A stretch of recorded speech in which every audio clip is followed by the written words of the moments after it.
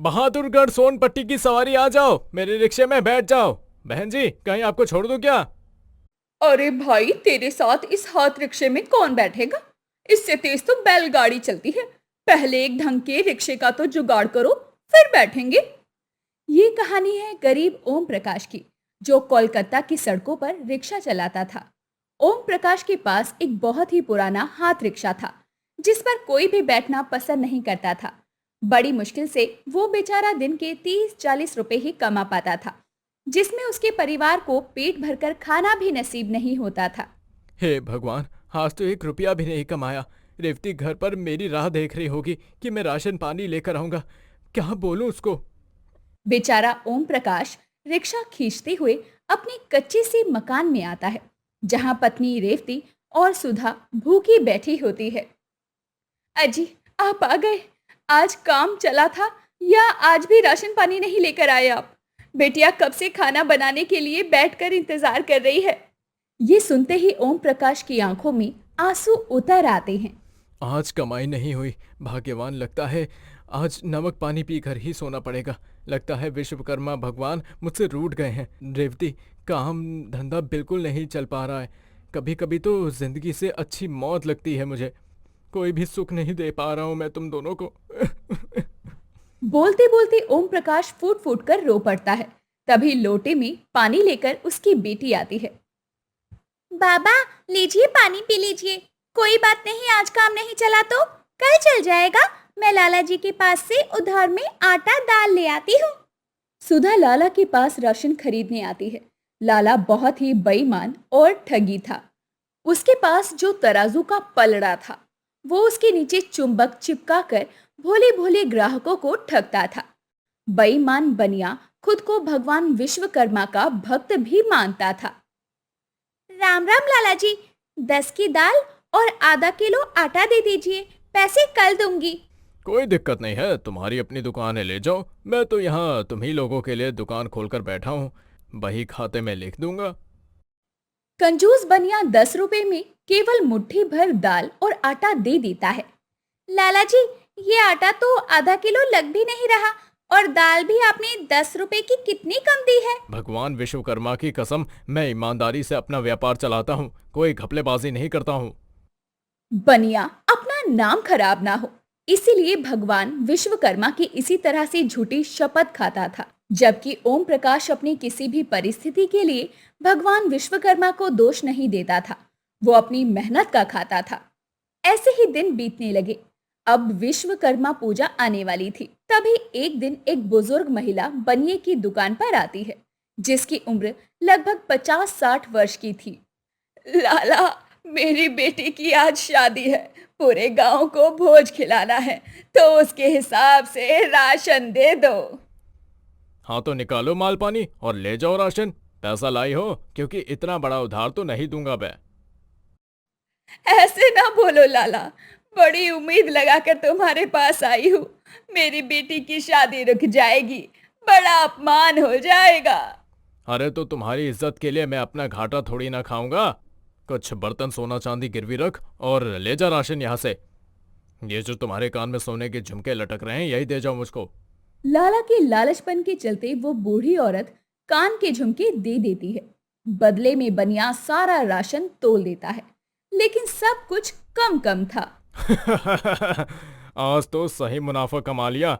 जरा से राशन के बदले में सोने के झुमके हाथ लग गए। जय हो भगवान विश्वकर्मा, बस मेरी दुकान को ऐसे ही चलाते रहना। लाला इसी तरह से लोगों को ठग कर मोटे पैसे खुद रखता और कुछ सिक्के भगवान विश्वकर्मा को चढ़ाता था। आज भी वो ऐसा ही करता है, जिसे देखकर आकाश मंडल में विराजे भगवान विश्वकर्मा मुस्कुराते हुए बोलते हैं। ये बनिया जिस मुंह से मेरी भक्ति करता है, उसी मुंह से लोगों को ठगता भी है। अब अवसर आ गया है जो मैं इसकी परीक्षा लूं। तत्पश्चात भगवान विश्वकर्मा एक रात बनिए के सपने में आते हैं। जागो तेनालीराम, देखो तुमसे मिलने कौन आया है। बनिया अपने मखमल के बिछोने से उठ खड़ा होता है और देखता है कि भगवान विश्वकर्मा उसके समीप खड़े हैं। उनके चेहरे पर बड़ा तेज था। बनिए ने झुककर प्रणाम किया। भगवान विश्वकर्मा मेरे घर में आए हैं। तेनालीराम, मैं तुम्हें ये बताने आया हूँ कि 2 दिन बाद विश्वकर्मा पूजा है। तुम मेरे नाम से भंडारा करवाना ताकि गरीब भोजन खा सके। ये सुनकर कंजूस बनिया मन में तोल मोल करने लगा। गरीबों को भोजन करवाकर मेरा क्या भला होगा? भंडारे में तो सब ठूस ठूस कर खाएंगे। ऐसा करता हूँ, थोड़ा थोड़ा कच्चा अनाज बांट दूंगा चुंबक चिपका के। क्या हुआ तेनालीराम, तुमने उत्तर नहीं दिया? प्रभु, मैं क्या सोच रहा था, मेरा तो राशन का व्यापार है, इसलिए मैं लोगों को अनाज ही बांट दूंगा। जैसी तुम्हारी इच्छा तेनालीरामा। तुम मेरे नाम से विश्वकर्मा पूजा के दिन गरीबों में जो भी दान करोगे, मैं उसका फल तुम्हें दूंगा। तुम्हारे कारोबार पर 4 गुनी बरकत होगी। धन की बात सुनते ही ठगी बनिया बहुत खुश हुआ, जिसके बाद विश्वकर्मा भगवान वहां से ओझल हो गए। वहीं रात भर गरीब प्रकाश अपनी मड़ई में बिछोने में जागता रहा और तड़के सवेरे हाथ रिक्शा लेकर सवारी ढूंढने सड़कों पर निकल पड़ा।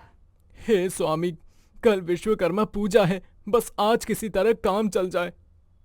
बेचारा गरीब रिक्शे वाला सारा दिन कड़ी धूप में मारा मारा फिरता रहा, मगर कोई उसके हाथ रिक्शे में नहीं बैठा। वो हताश होकर रोने लगा। आधा दिन निकल गया, अभी तक एक सवारी नहीं बैठी है। सोचा था इस बार विश्वकर्मा पूजा पर एक नया तिपहिया रिक्शा ले लूंगा, लेकिन दशा इतनी खराब हो गई है कि परिवार को खिलाने के लिए पैसे ही नहीं है। कहाँ हो प्रभु, दर्शन दो। तभी एक बहुत ही बुजुर्ग धनी व्यक्ति उसके पास में आकर मधुर वाणी में बोला। अरे ओ भाई, सोना पट्टी चलोगे क्या? चलूंगा ना काका, क्यों नहीं चलूंगा, बैठ जाइए। बूढ़े काका ओम प्रकाश के हाथ रिक्शे पर सवार हो जाते हैं और वो रिक्शा अपने कंधों पर उठाकर आगे बढ़ने लगता है। बूढ़े काका और कोई नहीं बल्कि साक्षात भगवान विश्वकर्मा थे, जो उसके रिक्शे पर बैठे हुए थे। बस भाई, यही रोक दो, भगवान तुम्हारा भला करे। भगवान विश्वकर्मा उसकी सच्चाई को मापने के लिए रुपयों से भरी पोटली रिक्शे में छोड़कर जाते हैं। थोड़ी देर के बाद प्रकाश पोटली में इतने रुपए देखकर खुश हो जाता है। इतने सारे पैसे, इससे तो मेरा काम बन जाएगा। कल मैं विश्वकर्मा भगवान की कथा पूजा सब कुछ करवा पाऊंगा। नहीं, ये मेरे पैसे नहीं है। पता नहीं काका ने इतने पैसों को किस काम के लिए रखा होगा। मैं कल उनको ढूंढकर ये पोटली लौटा दूंगा। रात में जब ओम प्रकाश अपने बिस्तर पर सोता है तो उसका मन बहुत दुख से भर जाता है। कल के दिन में वो विश्वकर्मा की पूजा कैसे करेगा? तभी भगवान विश्वकर्मा उसको सपने में दिखते हैं। उठो ओम प्रकाश। ओम प्रकाश हाथ जोड़कर विश्वकर्मा भगवान को प्रणाम करता है। स्वामी, आप मुझ गरीब की झोपड़ी में पधारे हैं। धन्य भाग्य है मेरे प्रभु, जो मैंने आपके दर्शन पा लिए। ओम प्रकाश, तुम्हें जो पोटली मिली है उसे अपना समझकर रख लो और कल उसे भंडारा करवाना और भूखों को भोजन खिलाना। ओम प्रकाश ने आंसुओं से देवता विश्वकर्मा के पैर धोए। मैं आपके नाम का भंडारा जरूर करवाऊंगा प्रभु। अगला दिन आ जाता है। सब अपने अपने घर द्वार को धोकर अपने कारोबार के लिए घर में विश्वकर्मा जी की कथा करवाते हैं। प्रकाश सच्ची भक्ति से व्रत रखकर अपने पुराने हाथ रिक्शा को धोकर उसकी पूजा करता है और कथा पूजन करवाकर भोग लगाता है। वहीं बनिया भी अपने तराजू बट्टे को धोकर उसकी पूजा करता है। दोनों भगवान विश्वकर्मा के कहे मुताबिक दान करना चालू करते हैं। भगवान पहले तो एक बुढ़िया भिखारन का रूप लेकर धनी बनिया के पास आते हैं। अरे धनी भाई जी, मुझको भी अनाज दे दो। भिखारन को देखकर वो बनिया मुंह बिदका कर कहता है। ए छे छे छे, गंदी भिखारिन कहेंगे, तुझ में से कितनी बांस आ रही है, चल भाग जा। भिखारन फिर से गिड़गिड़ाती है। दे दो सेठ, एक गरीब के लिए दिल खोलकर दोगे तो भगवान विश्वकर्मा तुम्हारे व्यापार में उन्नति करेंगे। ठीक है, रोक लाता हूँ। बनिया अपने दोषपूर्ण तराजू पर कुछ राशन डालता है तो पलड़ा नीचे को झुक जाता है। ये पलड़ा ऊपर क्यों नहीं उठ रहा है? बनिया बार बार राशन भरता जाता है लेकिन पलड़ा नहीं उठता, क्योंकि भगवान विश्वकर्मा उसके तराजू पर विराजे जो थे। इसीलिए भिखारन को अनाज देने में उसकी आधी दुकान खाली हो जाती है।